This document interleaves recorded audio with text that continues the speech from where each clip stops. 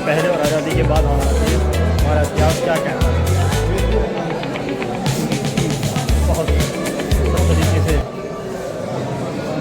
यहाँ लगाई गई है और संजो के रखी। सबसे बड़ी चीज़ है इन चीज़ों को संजो के रखना, ये सबसे बड़ी।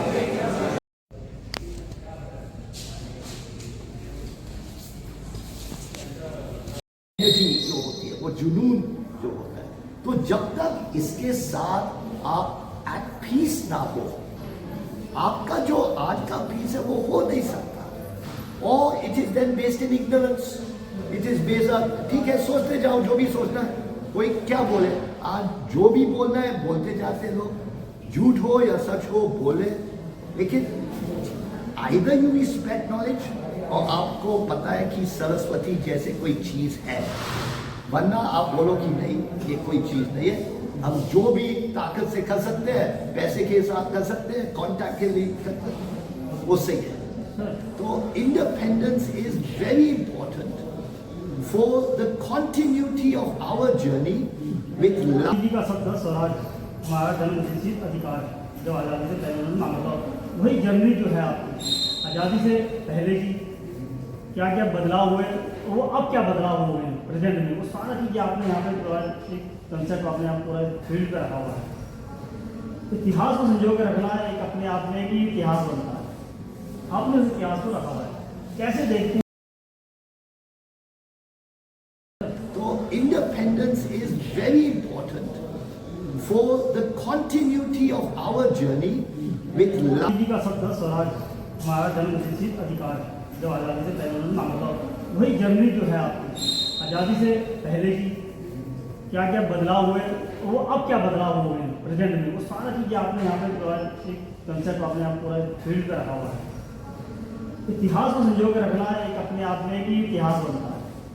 आपने उस इतिहास को रखा हुआ है, कैसे देखते हैं जब ये सब चीज़ें की प्लेटफॉर्म पे आती है, लोगों की सोच को आप कैसे मैनेज करते हैं यहाँ पर कि हाँ आज़ादी से पहले क्या था, आज़ादी के बाद क्या, स्वराज क्या है, आज का स्वराज क्या है? सच में हमारे लोगों के पास वक्त नहीं है मुसीबतें से झेलने के लिए, to understand the nature of freedom deeply. It's the privileged people who have that rather than every human being.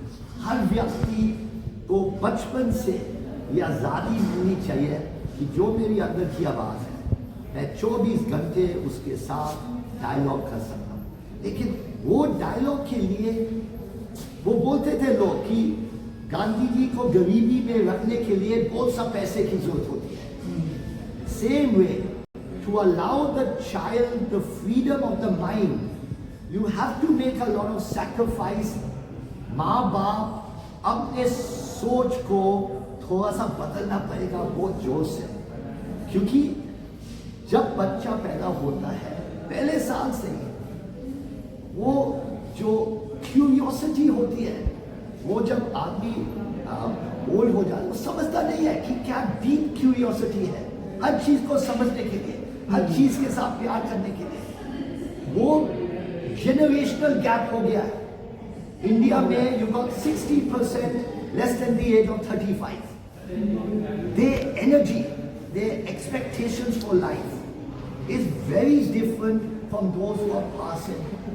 जब तक वो बचपन और प्यार का बचपन आप अंदर ना रखें, same way with an exhibition, ये exhibition वो प्यार को जिंदा रखता है। सबसे कब तक चलेगा यहाँ पे एग्जीबिशन की? 5-6 दिन। यंग माइंड्स को शेयर ना किया जाए, उनका लर्निंग का प्रोसेस गलत है, इनएडिक्वेट है, मामूली है, वो दुनिया को नहीं समझ सकते। They come out with empty degrees, worse education, they are not prepared, they are not prepared to tackle the problems of life because the system has not fed them properly. Education is about तरीका learning का। सबसे बड़ी चीज learning का होता है कि हर जवाब एक डीपर सवाल दिया जाता है। मुझे जब जवाब से ज्यादा मतलब नहीं है। जब तक वो जवाब कुछ और ना दिखाई दे हमें, आगे हम कैसे बढ़े, उसको और डीपली कैसे समझे। पर्पस क्या जवाब था, लेकिन हमारा सिस्टम में जवाब ही जवाब है। There's no thinking, there's no questioning, there's no introspection, there's no different angles. इसको बदलने के लिए 30 साल हमने सिस्टमैटिकली सोचा कि हाउ कैन वी, ऐसे बोलने से कुछ नहीं होने वाला, दिखाना पड़ता है, अलग अलग लेवल्स पे दिखाना पड़ता है। आप वेबसाइट देखिए अब आज, लेकिन ये सदियों से चल रहा है। ये स्टूडेंट लाइफ आप देख लो कितने सालों से चल रहा है, क्योंकि अंदर की जो बेबसी है, जो मजबूरी है कि ये सिस्टम हमें कुछ नहीं दे रहा है जो हम अपने आप को बिल्कुल। Education is not about education, it's about the best education. How can I get the best education. TV का बदल, अब ये देखो, ये आरएसएस का मैगजीन था, ऑर्गेनाइजर, और नेहरू के गुजरने पे उन्होंने बोला some glimpses of a great and glorious life। स्वभाव देखो हर चीज का अलग। तो दिस इज बांग्लादेश रेफ्यूजीज। अब आप सोचते हो कि ये तरीका क्या, ये देखो, ये विवान सुंदरम ने ये तस्वीर किया था 1974 में, इमरजेंसी से पहले, लेकिन उसको नजर आ रहा था कि ये डिक्टेटर बन रहे हैं। मैं उनके साथ जब लंच किया था, वो last days of their life, ये देखो उनकी सारी हालत खराब थी, किडनी प्रॉब्लम से। ये जी गुजर गए, रोशनी चले गई है जिंदगी से। के फोटो जर्नलिस्ट 1980s और 90s में सारा जो उन्होंने मॉडर्न जनरेशन में।